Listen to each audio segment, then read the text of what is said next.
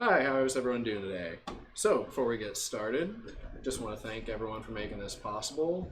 Not just the Beltrami Electric Co-op for helping us have funding this before, but also everyone who comes to the Science Center.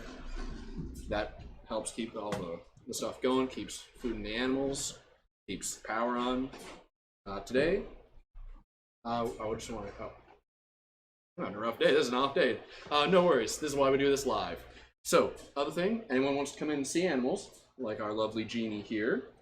Science Center is open 6 days a week, 9:30 to 5, and 1 day a week is 1 to 5.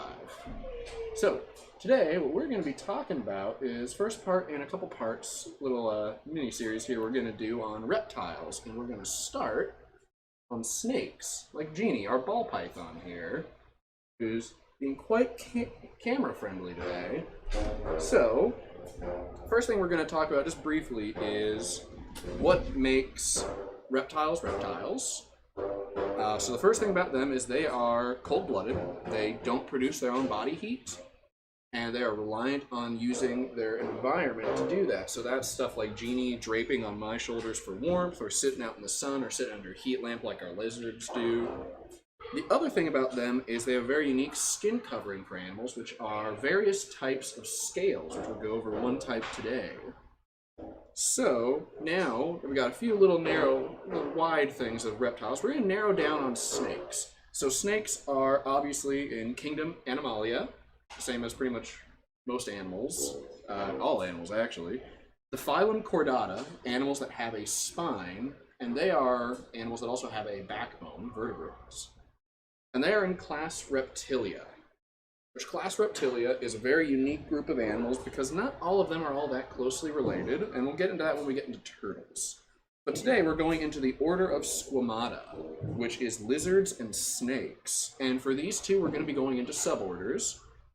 Jeannie here is in the suborder Serpentes, which has about 3,900 different species and about 20 different families that contain 520 genera. Snakes are a very broad spanning group of reptiles.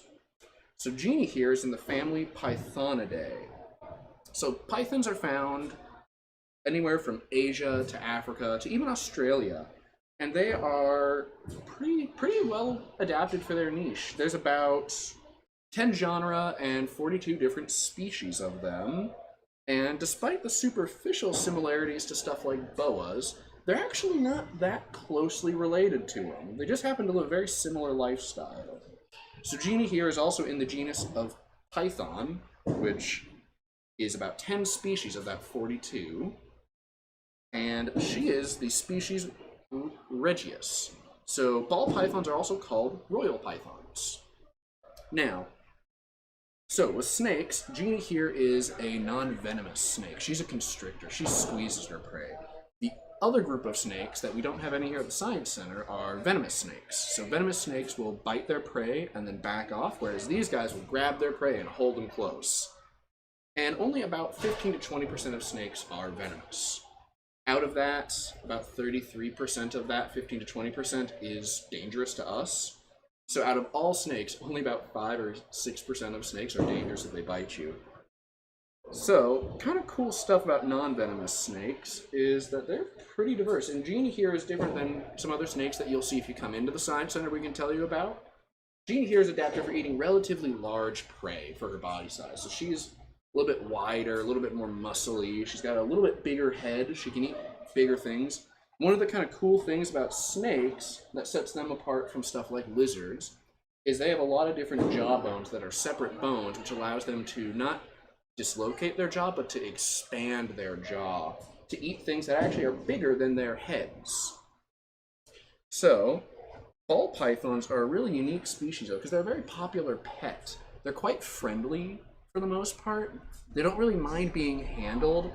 And that's something that has been known for centuries. In fact, in some regions in Nigeria and Ghana, they have been treated as quite helpful animals. People don't treat them as pests. So we're going to see if we can get her to make a little bit of a face at us. They're actually seen as crop assisting animals where they will eat pests like rats and stuff. And farmers love them for that. The other kind of fun thing, there's an urban legend about them, is that they were worn as jewelry by royals in Africa. And that myth started because in the early 40s or 50s, there was a movie where they had Cleopatra in the movie wearing one of these, which she didn't actually do in history, but it led to the popularization of that myth. Now, the other thing about these guys is, in captivity, they're quite a popular pet, and that's led to people making some pretty weird shaped, pretty weird colored snakes. There's about, actually, I was shocked to learn, 6,500 different recognized colors that they have bred ball pythons into. Anywhere from bright yellows to reds to iridescents. Jeannie here is a pretty standard wild variety. I can get her closer to the camera so you can see this nice camouflage on her. This camouflage is good in regions everywhere from forests to deserts to grasslands. And ball pythons are native to Africa, and they inhabit all of those habitats. They are quite common. They spend a good portion of their lives, if they can, in trees, which is why they're actually comfortable leaving a little bit of their weight hanging and draping, whereas other snakes kind of like to stay all on the ground. So the other kind of cool thing about ball pythons, I'm going to get her head really close to the camera here. You'll see these little pits on her upper lip. So those are heat receptors. So snakes don't have that good of eyesight, so they have a few other senses to make up for that. One of those being thermal reception in some snakes. The other thing they do is those little jaw bones I mentioned earlier aren't just there so they can expand their jaw. They're also there so that they can feel vibrations, because those jaw bones are really sensitive. And it's much like a sense of hearing, but almost more touch-like, where Jeannie here can probably feel me talking with my hand under her jaw. Now, the other kind of cool thing about snakes that separates them from lizards is they don't have an external ear hole. So they don't have a good sense of hearing at all, really. She probably doesn't auditorily hear much. The other thing about them is they have a forked tongue, which all snakes have, and only 1 or 2 families of lizards have.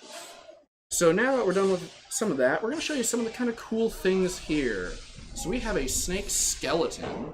The first thing you'll notice is the tail is not a huge portion of their body. It's actually just this last bit here. The bulk of it is torso, and all those ribs are great muscle attachments, which gives snakes their amazing flexibility, where you notice Jeannie here has tied herself into kind of a knot on my hand to get comfy. Yeah, so we also have a few taxidermied snakes here. We've got a hognose and a ribbon snake. The other thing about snakes is they and lizards both have the same type of scales, which are pretty surface level, and they are primary scales, so they shed these regularly, like this, in a huge layer. And this is from our big snake, Artemis.